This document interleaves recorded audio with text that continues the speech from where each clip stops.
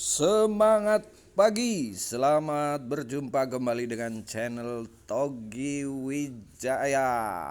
Semoga Anda semua saat ini dalam keadaan sehat walafiat dan tetap semangat dan semoga selalu bahagia. Teman-teman semuanya yang saat ini masih berharap dari proyek Plasvi ya. Proyek Plasvi CTC Plus yang saat ini masih terkatung-katung ya, terkatung-katung karena bagaikan judul film Dono Kasino Indro, yaitu maju kena mundur kena ya. Maju berarti kita harus menambah modal lagi untuk Gaswi dan Gaswi, dan kalau mundur kita sudah terlanjur banyak modal yang kita keluarkan. Pertanyaannya adalah sampai kapan modal kita terjebak di dalam Web3-nya Plasvi ya. Dan ini tentunya jawabannya adalah kalau kata Dev yang diwakili oleh Pak Hendrik, katanya kita harus pintar, kita harus pandai, tambah kurang bagi dan kali. Iya, tambah kurang bagi dan kali, kita harus pandai sehingga kita bisa memanfaatkan fitur-fitur ya atau project-project yang ada di dalam Plasvi yang saat ini sedang berjalan. Namun demikian ya, teman-teman semuanya juga tahu bahwa proyek ini laksana drama ya. Drama karena apa? Karena berkali-kali ya, bahkan diulang-ulang ya, terus kita seolah-olah diperas untuk mendapatkan untuk mengeluarkan anggaran terus, yaitu berupa biaya transaksi yang menurut saya biaya transaksinya adalah biaya transaksi yang disetting secara manual ya, disetting secara manual, dan ini sepertinya memang Dev itu tidak mau rugi ya, tidak mau rugi. Biarkan para pengikutnya yang rugi aja. Bagaimana? Kok bisa begitu? Yes ya. Oke, saat ini katakanlah proyek mining yang sedang diiming-imingi ya, sedang diiming-imingi ke kita bahwa proyek ini akan berakhir ketika mining mencapai atau supply token yang berjumlah 21 juta itu sudah terserap semua oleh para miner atau para anggota seperti kita. Kita lihat progresnya hari ini adalah 14.231.718,8180 yang sudah terserap, dan yang masih belum diserap itu sekitar 6.786.281,1820 ya. Ini dari beberapa hari ke belakang mungkin ini tidak ada perkembangan yang signifikan ya, tidak ada perkembangan yang signifikan ya, artinya pergerakan miningnya itu sangat kecil sekali ya, sangat kecil sekali. Ini pasti berhubungan dengan sudah mulai jenuh orang-orang menunggu ya, bahkan sudah mulai hampir pesimis ya, pesimis lah ya. Karena apa? Proyek ini selalu berubah. Oke, katakanlah di awal ini menggunakan CTC Plus dari hasil iDrop ataupun reward yang kita terima pada saat awal. Namun demikian kemudian dirubahlah di tanggal 8 Januari, penambangan ini menggunakan ZCP. Oke, menggunakan ZCP. Namun lagi-lagi kita terkendala ya, lagi-lagi terkendala. Untuk mendapatkan ZCP kita harus mengikuti program prediction ya. harus mengikuti program prediction, yaitu dengan mempertaruhkan CTCP kita ya untuk ditradingkan ya, atau memprediksi ya long atau short ya, kemudian hasilnya itu mendapatkan CCP. Itu pun tidak semudah itu ya, karena sebelum kita mengikuti participate ya, mengikuti participate, ini di sini ada participate, kita tidak akan mendapatkan rabat prediction ya. Artinya lagi-lagi kita harus mengeluarkan anggaran lagi untuk ngikutin participate ya. Dan anggarannya ya cukup lumayan ya, anggarannya cukup lumayan. Waktu itu adalah sekitar $1 lebih. Sekarang kita nggak tahu ya. Dan nanti kita baru akan mendapatkan koin CCP pada saat kita melakukan prediction ya, pada saat melakukan prediction. Menang kalah kita dapat CCP ya. Kalau menang berarti kita mendapatkan CTCP kita plus dengan keuntungan, dan kemudian mendapatkan 0,01 CP ya, dikalikan dengan berapa kita prediction CTCP-nya. Nah, kalau kalah maka kita tidak akan mendapatkan CTCP, tapi kita hanya mendapatkan CCP aja ya. Nah, setelah kita mendapatkan CCP, kemudian CCP itu bisa di withdraw ya, bisa di remove ya. CCP itu bisa di remove, dan lagi-lagi remove-nya maksimal 15 ya. Maksimal 15, kalau sekarang di harga 0,04 katakanlah. 0,04 kali 14 kali 15 itu hasilnya 0,6. Nah, 0,6 sementara biaya remove-nya itu lebih dari $1. Ini artinya kita masih rugi ya. Kemudian apabila CCP kita dimasukkan ke program pool, program pool ya, dimasukkan ke program pool, maka kita akan mendapatkan 3%, daily reward 3% ya. Daily reward 3% itu 1,5% untuk kita ya, 1,5% untuk kita, dan 1,5% itu up ke atas untuk jaringan ya, up ke atas untuk jaringan ya. Di sini ada commission ya, di mana level 1 mendapatkan 35%, level 2 25%, level 3 15%, level 4 10%, dan seterusnya sampai level 9 mendapatkan 1%.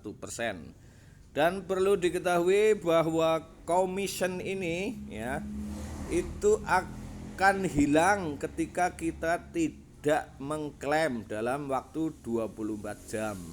Artinya apa? Artinya bahwa apabila kita tidak menyiapkan gas fee ya, tidak menyiapkan gas fee untuk mengeklaim ya, berarti kita tidak akan mendapatkan apa-apa ya.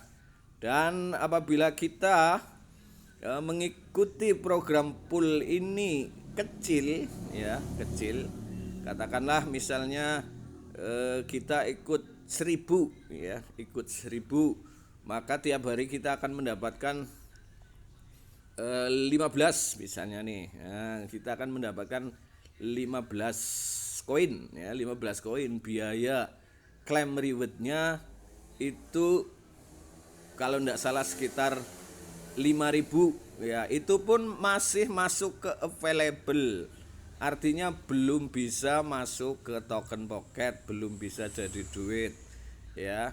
Lagi-lagi kita harus mengeluarkan biaya lagi ya, dan ini memang berlaku 7 hari ya. Jadi misalnya kita dapat komisi hari ini, kita dapat reward hari ini, maka dalam 7 hari tidak diklaim ya, rewardnya hilang. Lagi-lagi kita mengeluarkan biaya lagi ya. Kemudian di proyek yang lain ya, di proyek farming ya, misalnya di proyek farming. Ya, ini kita minimal untuk ikut adalah 10.000 koin CTCP ya, 10.000 koin CTCP. Lagi-lagi juga memerlukan biaya unstack, biaya remove ya. Dan yang perlu digarisbawahi lagi bahwa di dalam proyek ini ya, ketika kita kemudian melakukan transfer antar wallet ya pada awalnya, ini juga kembali dirubah-rubah. Kemarin pada saat awal ya untuk transfer CCP ya itu bisa menggunakan biaya menggunakan CCP itu ya, misalnya kita transfer 10 ya, transfer 10 koin, maka di situ akan terpotong 11 ya. Terpotong 11. Namun kemudian dirubah lagi menggunakan gas fee lagi, dan saat ini juga transfer dalam keadaan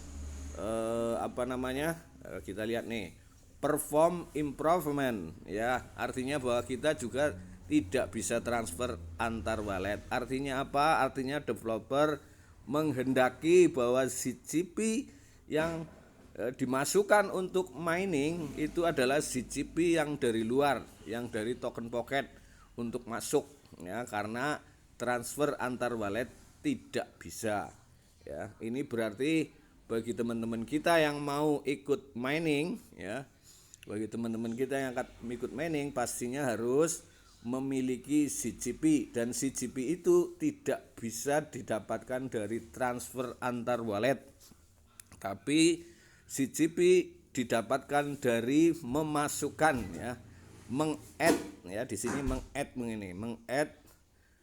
di sini meng-add CCP dari luar ya, dari token pocket. Artinya apa? Bahwa kita harus mengeluarkan uang lagi untuk membeli CCP ya. Sebegitu dramanya ya, sebegitu muter-muternya, lagi-lagi dirubah ya.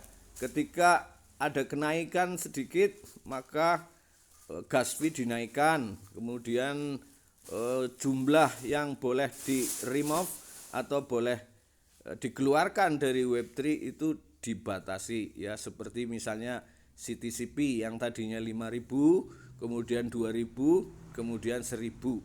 Nah, ini jelas, ini sepertinya kita memang sedang bertrading melawan dev ya, sedang melawan dev, bandarnya dev, yang aturannya yang membuat dev, tombolnya yang ngeklik dev ya.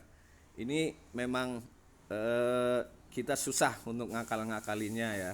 Susah ngakal-ngakilnya bagaimana supaya kita profit itu sangat susah. Beda dengan ketika kita misalnya trading di luar atau kita melakukan jual beli di luar Web3, itu sudah jelas ya.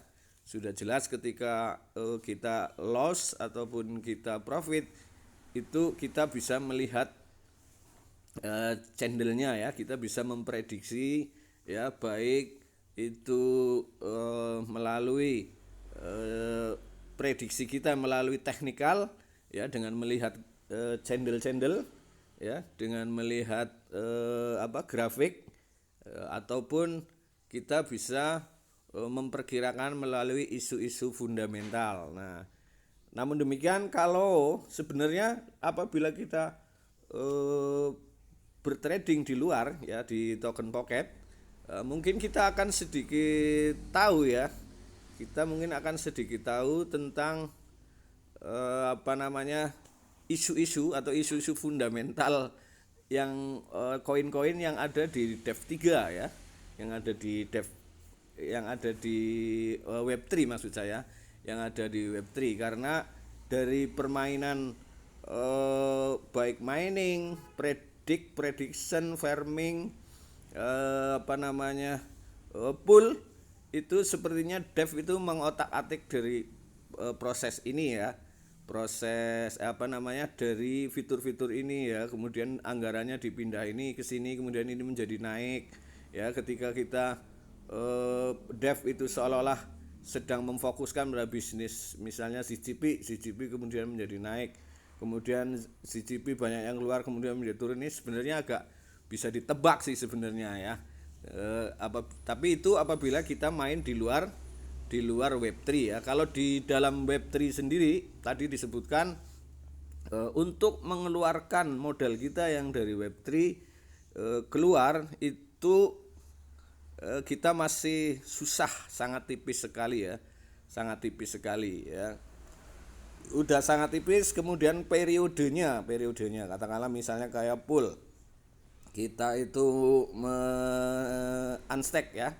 Unstack pool itu sejumlah 100, kemudian kalau dibandingkan dengan harga sekarang adalah 0,04, maka kita akan mendapatkan $4, sementara modalnya adalah $2,5. Kita untung $1,5, namun lagi-lagi landingnya adalah 72 jam, dan 72 jam juga kadang masih belum masuk juga ya. Teman-teman semuanya, apa yang saya sampaikan ini pastinya tidak ingin menggurui, ini hanya prediksi saya pribadi ya, pribadi, dan saya berharap teman-teman semuanya bijak dalam menggunakan modalnya ya, bijak dalam menggunakan modalnya. Artinya ketika teman-teman yakin bahwa fitur-fitur atau project-project yang ada di dalam PlusV pada akhirnya akan mendatangkan keuntungan, monggo silahkan dijalankan. Tapi apabila prediksi Anda ya, prediksi teman-teman semuanya kemudian sepertinya ini adalah proyek akal-akalan atau proyek yang ya bisa dimainkan seenaknya oleh developer ya, pastinya sampai kapanpun kita tidak akan mendapatkan keuntungan. Oleh sebab itu, pertanyaan dari awal video yang saya bikin ini yaitu sampai kapan modal kita akan tersandra di Web3 ini? Jawabannya adalah tentunya wait and see ya. Oke teman-teman semuanya, itu saja yang ingin saya sampaikan.